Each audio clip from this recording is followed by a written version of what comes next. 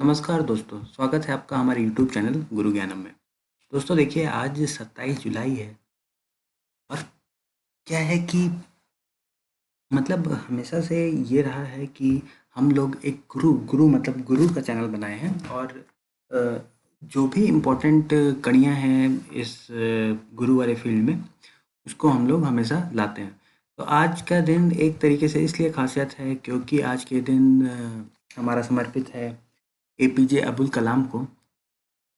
ये उनकी बचपन की तस्वीर है, ठीक है? और क्या है कि उन्हीं के बारे में मैं सोचा कि थोड़ा-सा आप लोग को बता देता हूँ कि आज ही के दिन उनका क्या था, अ, निवासी था, मतलब आज के दिन वो उनको डेथ हुआ था, ठीक है? 27 जुलाई 2015 के दिन शिलांग में, मेघालय में, ठीक है? तो उनके बारे में ही थोड़ा बहुत आज हम लोग इस पे जानेंगे। क्या था? ठीक है, मैं बता देता हूँ कि उनका पूरा नाम जो था वो अबुल पाकिर जलालुद्दीन अब्दुल कलाम था। उनका जन्म हुआ था 15 अक्टूबर 1931 रामेश्वरम, मद्रास में। उस समय वो मद्रास की प्रेसिडेंसी होती थी ब्रिटिश इंडिया के टाइम में, ठीक है? जो कि आज प्रेजेंट डे में वो तमिलनाडु स्टेट है, ठीक है? रामेश्वरम जगह है। ठीक। अब इन्होंने क्या अब इनके बारे में और भी वो करते हैं कि इनका जो बचपन रहा है वो काफ़ी मेहनत कश रहा है, ठीक है? बहुत ही ज़्यादा सैक्रिफाइस रहा है, स्ट्रगलिंग रहा है, ठीक? और जिस मुकाम से ये आए और जहाँ पे ये गए वो अपने आप में एक अ, बहुत बड़ी चीज़ है। तो आप यहाँ पे भी ये भी देखिए कि अ, वो अपना जो स्टार्टिंग में इनके परिवार की हालत उतनी अच्छी नहीं थी, जो कि ऑल्दो ये एक अच्छी फैमिली को बिलोंग किए हैं, लेकिन क्या है कि फैमिली जो प्रॉपर्टी या जो भी इनके पूर्वज रख के गए थे, वो धीमे-धीमे खत्म होता चला गया, ठीक है? तो इन एक समय ऐसा आ गया कि उन्हें अपने पिताजी को सपोर्ट में, बिज़नेस सपोर्ट में पेपर बॉय की तरह भी काम करना पड़ा है, ठीक? तो ये उनके बचपन के दिनों की जब ये रामेश्वरम में थे और अ, रामेश्वरम में थे और यहाँ अब इनकी जो स्टार्टिंग में जो स्कूलिंग हुई है वो सेंट जोसेफ स्कूल से एज ए स्टार्टिंग में स्कूलिंग हुई है, ठीक है? और भी बात करते हैं कि उसके बाद जब स्कूलिंग ओवर हो गई तो फिर ये मद्रास इंस्टीट्यूट ऑफ टेक्नोलॉजी से उन्होंने एरोस्पेस इंजीनियरिंग की पढ़ाई की 1955 में, ठीक? और उतने होनहार तो ये नहीं हम कहेंगे, हम लोग नहीं कह सकते कि ये उतने होनहार थे, लेकिन हमेशा से ये बहुत हार्ड वर्किंग रहे हैं और इतने हार्ड वर्किंग रहे हैं कि वहाँ पे अपने डीन को भी इन्होंने काफ़ी खुश किया है, ठीक है? और ये चाहते थे कि इंडियन एयरफोर्स में ये फाइटर पायलट बने, लेकिन क्या हुआ कि किस्मत अलग चीज़ होती है फ्रेंड्स। फाइटर पायलट तो इनकी किस्मत में नहीं था, लेकिन इनकी किस्मत को कहीं और ले जाना था। वो चाहते थे फाइटर पायलट बने, लेकिन क्या हुआ कि एग्जामिनेशन में इनको नाइन्थ नाइन्थ रैंक आया, जो कि एज अ कह सकते हैं कि सीट 8 थी, लेकिन आप लोग भी कभी-कभी सोचते हैं कि थोड़ा-सा और नंबर आता है तो हम इसमें चले जाते हैं, काफ़ी रोते हैं। लेकिन मैं हमेशा से बताता हूँ कि देखिए क्या होता है कि सबका जो भाग्य है वो बहुत अलग है, ठीक है?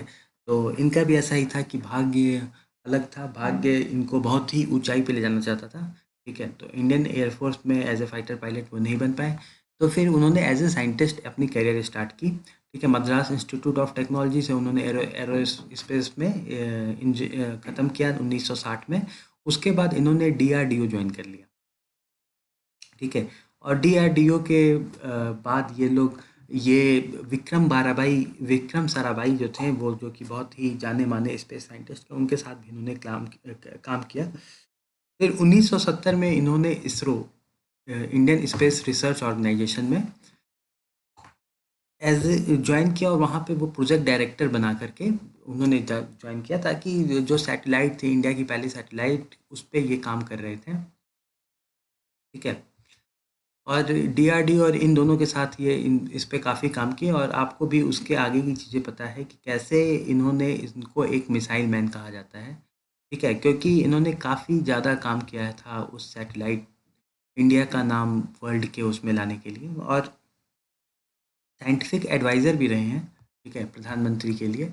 एक ये देखिए, ये एक मिसाइल मैन की तरह इनको संबोधित किया गया। ठीक, बाद में ये चल कर के 11th प्रेसिडेंट ऑफ इंडिया भी रहे, और फिर अपने बचपन के दिनों में इन्होंने देखिए न्यूज़पेपर डिस्ट्रीब्यूट किया, ठीक है, प्रोजेक्ट डायरेक्टर भी रहे, ठीक है, और चीफ प्रोजेक्ट कोऑर्डिनेटर थे पोखरन, जो कि हमारा न्यूक्लियर टेस्ट के लिए पोखरन का वो था, उसमें ये चीफ प्रोजेक्ट कोऑर्डिनेटर थे। ठीक, आगे बढ़ते हैं और देखते हैं कि भाई इसके बाद क्या हुआ इनके लाइफ में।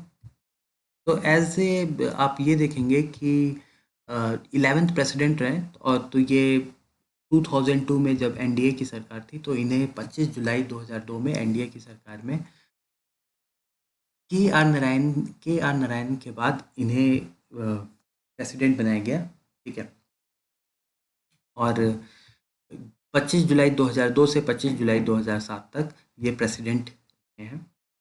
ओके,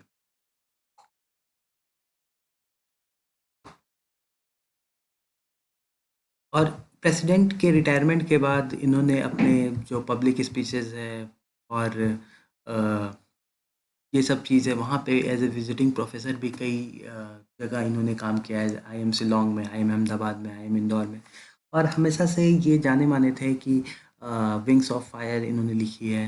अपने कोट्स के उससे काफ़ी जाने माने थे, ठीक है, और इनके कोट्स काफ़ी मशहूर रहे हैं।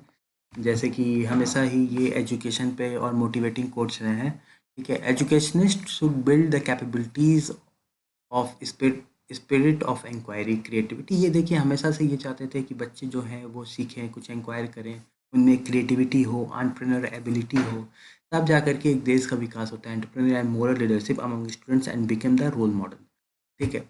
और भी इनके कोट्स पर, to succeed in life and achieve results you must understand and master three mighty forces, desire, belief and expectation. ये बहुत ज़्यादा इंपॉर्टेंट है। अगर आपको मैं वही बताता हूँ कि अगर सक्सीड करना है, ठीक है, और तो अपने अंदर सबसे पहली चीज़ है डिज़ायर लाइए। दूसरा है कि अपने आप में खुद में एक विश्वास लाइए।